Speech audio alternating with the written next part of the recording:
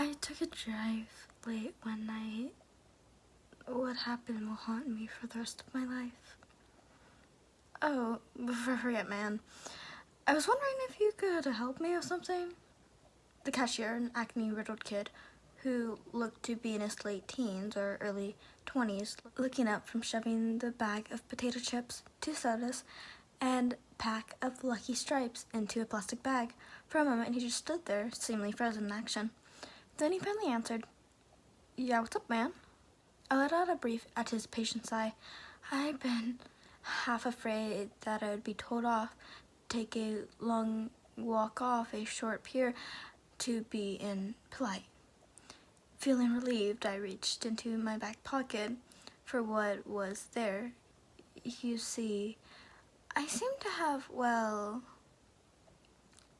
sort of gotten lost out here.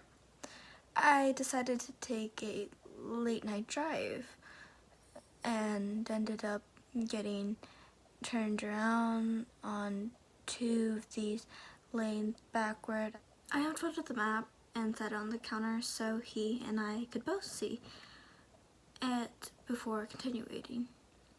So I was hoping you could point out on here roughly where we are, and more importantly, the way to get back onto the main road.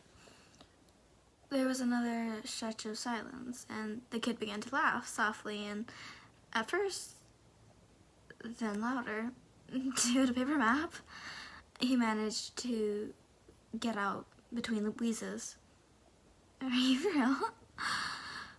What year do you think this is, 1993? For my part, I simply let out a resigned sigh. I had a bad feeling I would be getting this sort of reaction from someone his age, and it looked like I'd been correct. Can't say I didn't see this coming. He wiped tears from his eyes of the corner and looked at me. Seriously, bro? Don't you have a GPS in your car or something? He said. I hooked a thumb over my shoulder and pointing out to the glass entry door at the binge seal sitting at the gas pump. Not in a Honda Accord from 1979, I replied simply. As he looked behind me out the door, I could see him wanting to make another queal, probably something about how I should buy a newer car or something. Thankfully, he kept it to himself. Instead, he leaned over the map and still chuckled softly to himself, began looking at it, and a few minutes later, he snapped his fingers. Ha! I still got it, he said proudly, then pushing his finger down near the middle of the map and looked up at me. We're right about here. Roughly 6 or 7 miles outside Placer? I leaned over the counter to see as he drew his finger away. Here? He nodded, and I pulled a pen out of my pocket circling the area as a reminder once I left, then exclaimed the map farther. Okay, so it seems like I could take more than a few roads to get into the Interstate 5, right? The kid nodded again, clearly already bored with me, the usual reaction by the slightly annoyance look which had begun to cross his face. Sure, he said simply, then placed my baggage items on top of the map. There'll be $14.50 for this and $28.50 for the gas. I reached into my back pocket and pulled out my wallet, withdrew 3 20s, and handed them to him. The cashier let out a trademark ding as it shot open. He placed the bills in it before pulling out and handed me my change. Placing it in my wallet back into my pocket, I picked up the bag and folded the map back up. Thanks for the help, I said as I turned to head to the door. Yeah, no problem. I heard him mumble at me as I crossed to the front door and pushed it open. A small bell, dong, from the inside handle jangling as I stepped outside and let the door swing shut behind me.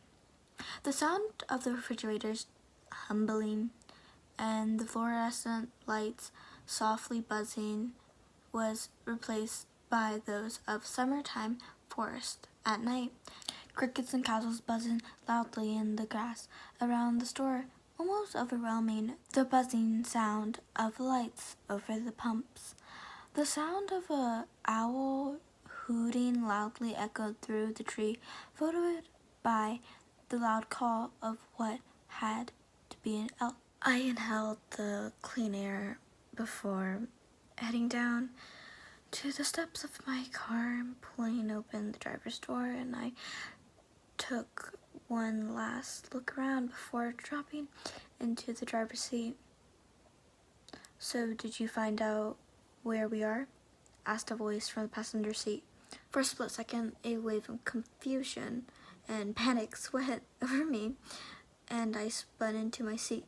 I was immediately replaced by a wave of embarrassment, amplified as my friend began to let out a deep laugh.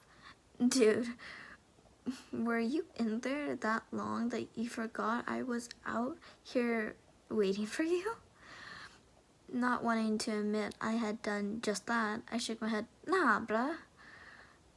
Not that.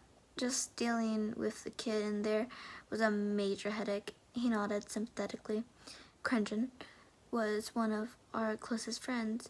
Ever since we'd met each other, we'd immediately clicked and had stuck with each other from that point on. And one thing that we both loved to do was take night drives, very late, to nowhere really. Simply driving around with no destination in mind, listening to the radio and occasionally sharing a joint, one of us, which we would buy. This was the first time we'd ever gotten lost, though.